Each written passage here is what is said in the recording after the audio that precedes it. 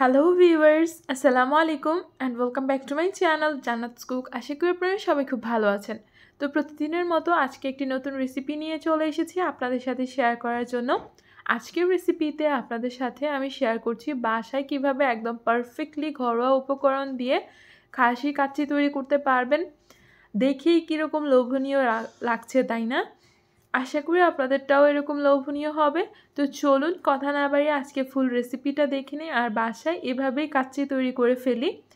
এখানে আমি প্রায় 1.5 কেজি পরিমাণ মাটন নিয়েছি।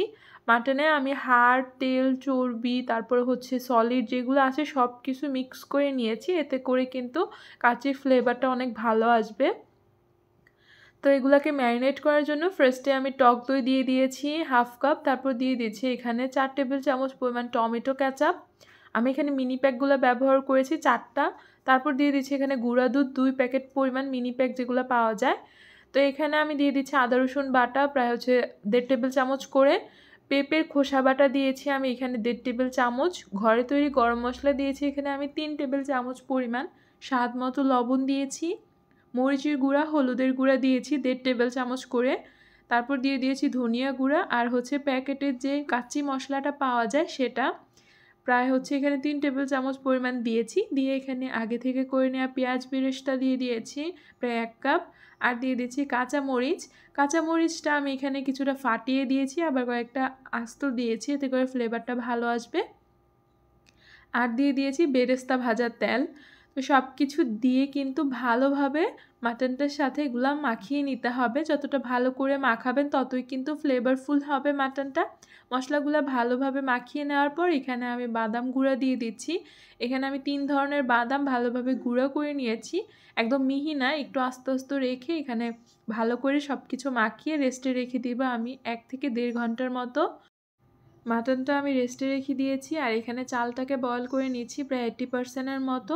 পানিতে লবণ আর এখানে কিছু গোটা মশলা দিয়ে আমি এগুলাকে বয়েল করে নিব। পানিটা যখন বলক চলে আসবে তখন এখানে আমি চাল দিয়ে দিব। এখানে আমি কিন্তু বাসমতি চাল ব্যবহার করিনি, আমি এখানে রেগুলার পোলার চালটাই ব্যবহার করেছি। প্রায় এখানে 2 কেজির মতো ছিল। তো যখন রাইসটা সিদ্ধ হয়ে গিয়েছে তখন এখানে আমি মাটনটার মধ্যে আরও কিছুটা পরিমাণ বিরিয়ানির মশলা দিয়ে, মানে কাচ্চি মশলাটা দিয়ে একটু মাখিয়ে এখানে আগে থেকে ভেজে রাখা আলু দিয়ে দিচ্ছি। আলুগুলা কিন্তু জাস্ট ভেজে নিয়েছি। এরপর এখানে আমি পেঁয়াজ বেরেস্তা দিয়ে দিলাম, কয়েকটা কাঁচামরিচ দিয়েছি, বাদাম গুঁড়া দিয়েছি, আলু বোখারা দিয়েছি, কিশমিশ দিয়েছি। এখানের যে ডেকোরেশনটা বা লেয়ারিংটা আছে সেটা সম্পূর্ণ নিজেদের উপর। আপনারা এখানে কি কি অ্যাড করবেন, আপনাদের যা যা ভালো লাগে আপনারা সেটাই অ্যাড করতে পারেন। আমার কাছে বিরিয়ানি কিংবা কাচ্চির মধ্যে কিশমিশটা আর আলু বোখারাটা খেতে অনেক ভালো লাগে, তাই আমি এখানে অনেকগুলো ব্যবহার করেছি। এখানে আমি আলু ভাজির যে তেলটা ছিল সেটা দিয়ে দিয়েছি। ঘিয়ের সাথে দুধ মিলিয়ে আমি এখানে দিয়ে দিয়েছি প্রায় 1/2 কাপ। আর এখানে দুধের সাথে আমি একটু জ্যাফরান মিক্স করে নিয়েছিলাম, সেটা দিয়ে দিয়েছি, এতে করে সুন্দর একটা কালার আসবে।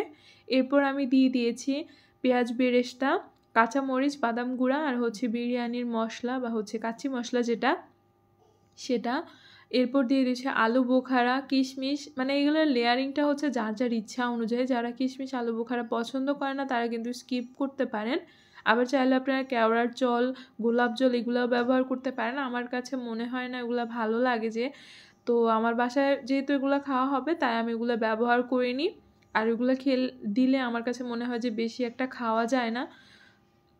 তারপর আমি সেকেন্ড লেয়ারটা দিয়ে দিচ্ছি রাইসের। দেওয়ার পর আমি সব কিছু একটু ভালো করে সমান করে দিচ্ছি। আপনারা চেষ্টা করবেন একটু চাপা চাপা পাতিলে বসানোর জন্য। আমার পাতিলটা একটু বেশিই ছোট হয়ে গিয়েছিল। তো যাই হোক, আমি রাইসগুলোকে সেট করে উপর থেকে আবারও বিরিয়ানির মশলা, দুধ, তারপরে পেঁয়াজ বেরেস্তা, কাঁচামরিচ এগুলো দিয়ে দিচ্ছি। আর এখানে আমি দুধটা ব্যবহার করছি যেন নিচে যে মাটনটা আছে সেটা যেন ভালোভাবে কুক হয়ে যায়। আর এখানে দুধের পরিমাণটা আমি অলমোস্ট 1.5 কাপের মতো ব্যবহার করেছি লেয়ারিংয়ে। আর রাইসটাও যেন বাকিটুকু সিদ্ধ হয়ে যায়। সাইড দিয়ে কিন্তু আমি আটা দিয়ে ভালো করে আটকে দিয়েছি ঢাকনাটাকে, দেখতে পাচ্ছেন একদম সমান সমান হয়েছে। তো আমি চুলার জাল একদম হাই হিটে দিয়ে প্রায় 10 মিনিটের মতো রান্না করার পর চুলার জাল একদম মিডিয়াম টু লোতে দিয়ে তাওয়ার উপর বসিয়ে কিন্তু আমি প্রায় 1 থেকে 1 ঘন্টা 20 মিনিটের মতন রান্না করেছি। আপনাদের একটু টাইমটা কম বেশি লাগতে পারে। তো আপনারা আপনাদের আন্দাজ অনুযায়ী করে নেবেন। আর যখন দেখবেন সুন্দর একটা সেন্ট বের হচ্ছে, তখনই বুঝে নেবেন যে এটা রান্না হয়ে গিয়েছে। তো আমি 1 ঘন্টা 15 মিনিটের মতো রেখেছিলাম। তারপর দেখেছি অনেক সুন্দর একটা স্মেল বের হচ্ছে, তখনই আমি এটাকে নামিয়ে নিয়েছি। নামিয়ে নেওয়ার পর দেখতে পাচ্ছেন, আরেকটা টিপস আপনাদেরকে বলে দিই, যখন আপনারা উপর থেকে দেখবেন যে বেরেস্তার যে কালারটা আছে সেটা সম্পূর্ণভাবে রাইসের সাথে মিক্স হয়ে গিয়েছে, তখনই কিন্তু আপনাদের কাচ্চিটা ভিতর থেকে হয়ে যাবে। আপনারা সেটা অবশ্যই খেয়াল করবেন। আমি আপনাদেরকে এই সিক্রেট টিপসটা বলে দিলাম, আশা করি কাজে দিবে। তো আমি সবগুলা ফার্স্টে আস্তে আস্তে বাটতে নিছিলাম, বাট মনে হলো একবারে ঢেলে দিলে বেশি ভালো হবে। তো দেখতেই পাচ্ছেন কতটা স্যাটিসফাইং লাগছে এভাবে ঢালার পর। মাটনগুলাও খুব ভালোভাবে সিদ্ধ হয়ে গিয়েছিল, আর আলুগুলাও সিদ্ধ হয়ে গিয়েছিল ভালোভাবে। আর খেতে এত মজাদার হয়েছিল, মাংসের মধ্যে মশলার পরিমাণ সব কিছু ঠিকঠাক ছিল। আপনারা 1 কেজি বা 1.5 কেজি যদি মাটন নেন, সেক্ষেত্রে 2 কেজির মতো রাইস নিলে একদম পারফেক্ট হবে। তো দেখতেই পাচ্ছেন আমি সার্ভ করে নিয়েছি। আশা করি আপনাদের কাছে আমার আজকের এই ছোট্ট রেসিপিটা অনেক ভালো লেগেছে। কেমন হয়েছে কমেন্ট করে জানাতে পারেন। ভালো লেগে থাকলে লাইক শেয়ার করে আমার চ্যানেলটাকে সাবস্ক্রাইব করবেন। সকলের সুস্থতা কামনা করে আজকে এখানেই বিদায় নিচ্ছি। আল্লাহ হাফেজ।